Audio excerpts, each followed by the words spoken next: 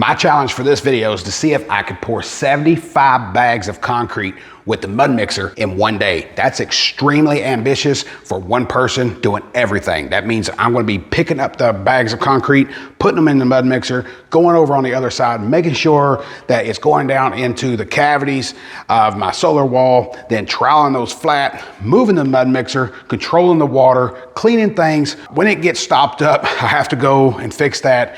Everything by myself, 75 bags. Let's see if I can do it. And I should point out that this is the very first time that I've ever used a MudMixer. So I have zero experience using this machine. So that even adds to the difficulty of getting 75 bags poured in one day, because there is a learning curve anytime you're using a new tool. And it's about 7:30 in the morning. So I'm trying to get started by 8 o'clock to see exactly how many hours this takes. And right off the rip, I feel like this thing moves around in these gravels fairly easy. So that's in my favor.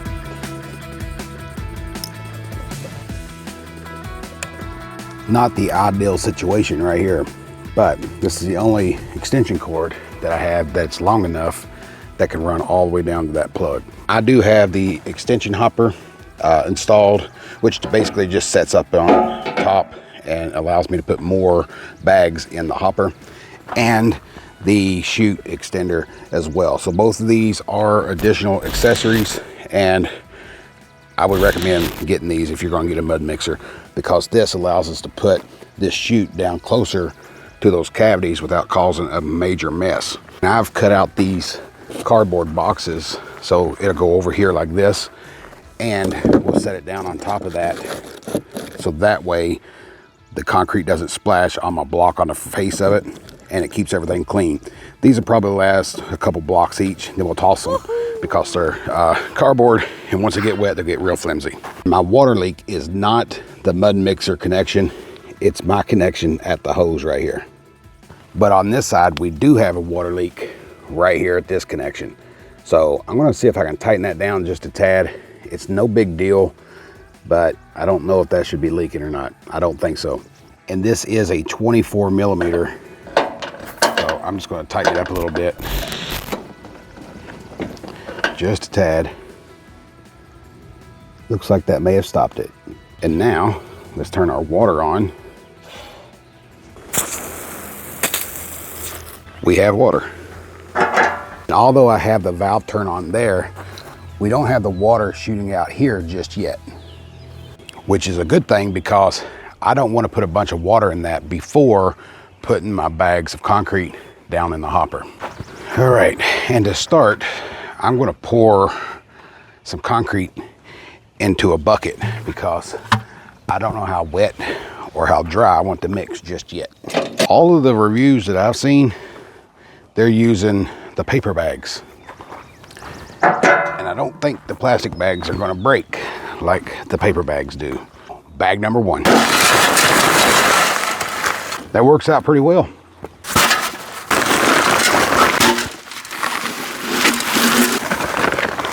And something I've learned already is don't smash those plastic ones like that, but like this. That's a lot easier. So that hopper can hold 5 bags, but I'm gonna do 4 bags. Let's turn it on and see what happens. I'm gonna start at 50. This has never been turned on before. I figure put it halfway, see what happens. Let's go.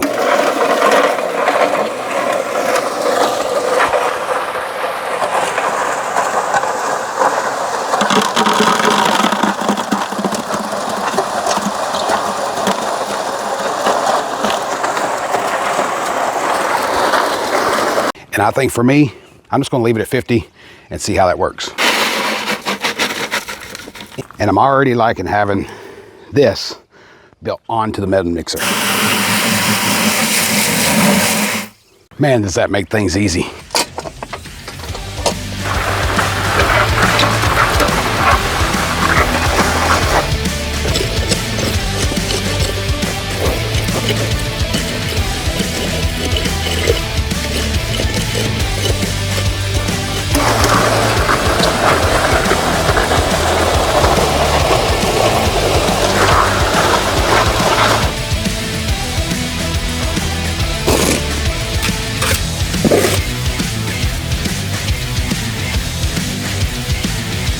And this is my learning curve. I'm trying to show you guys what's happening as I learn how to use this. And we'll see how this thing moves with 300 pounds of concrete in it. Not too bad. Man, that's too damn easy. Let's go.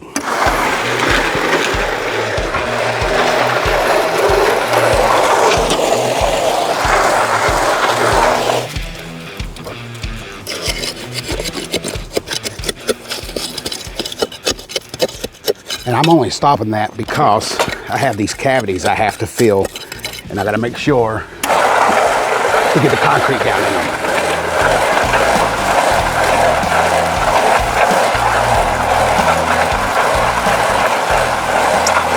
This couldn't be any easier. It almost doesn't feel right. So far, I'm liking it. There has been just a very little learning curve. Now this is not like doing a flat pour, so don't get me wrong. That's might even have its own challenges, but for me, just be able to reach up here and turn this thing on, that's awesome.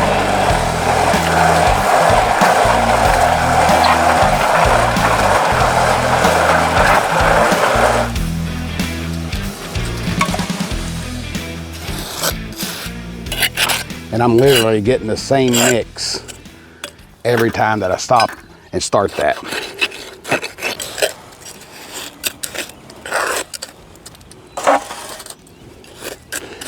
That chute just makes it so much easier. That is highly recommended. And you can see that my foam fell off, and I'm making absolutely no mess with this thing.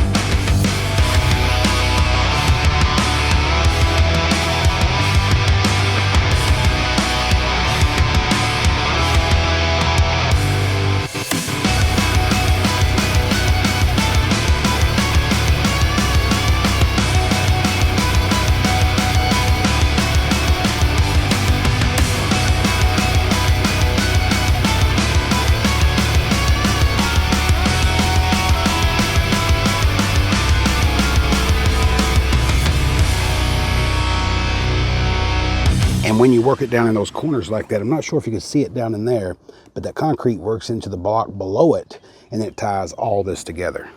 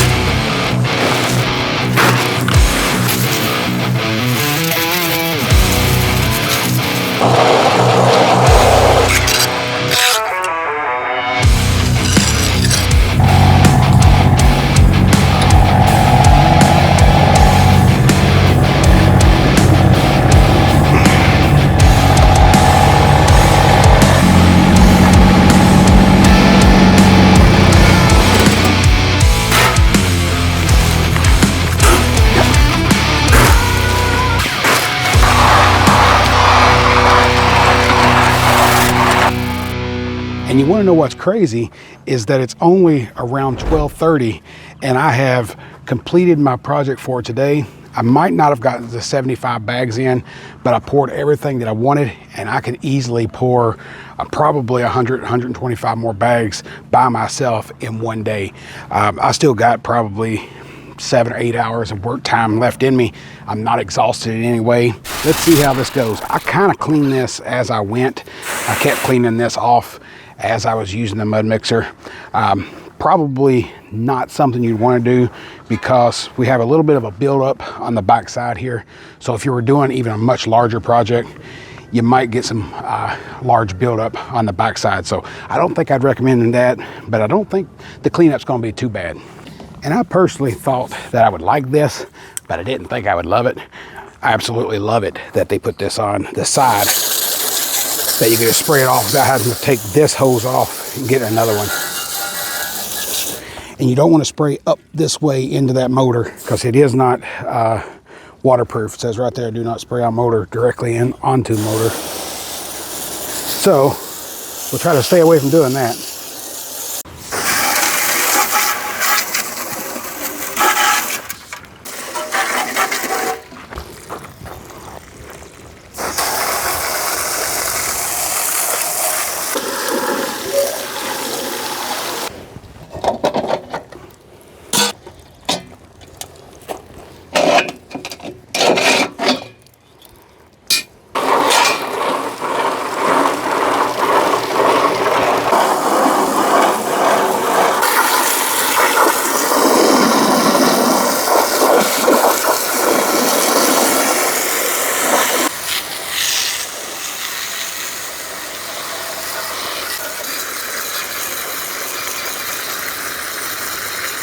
I took the auger out of it. There's a pin on the back side. You take it out, pull it out, and I wiped it down with a cloth, this right here. And I spent probably a good 25, 30 minutes cleaning it up because I just wanted to keep it in good shape. But that's up to you how you want to maintenance your tools, but I want to keep it in good shape for a long time. I think that was a pretty good demonstration of what one person is capable of with the MudMixer. Now keep in mind that when I'm filming, it takes a lot of time setting up the cameras, moving them around, getting the shot, and keep them from having concrete all over them. So I believe I could have poured those 59 bags in about 2 hours if I wasn't filming. And if you had an extra hand helping you out, I think you could probably pour 100 bags an hour with this machine. And I had zero problems throughout my entire pour. Now, a couple of my concrete bags had big chunks of concrete in them, but there is a grate in the bottom of this thing that will stop those from going down and keep it from getting clogged up. I had zero clogs. The water, the mixture stayed consistent. When I started it or turned it off and started it back, the mixture was exactly where I wanted.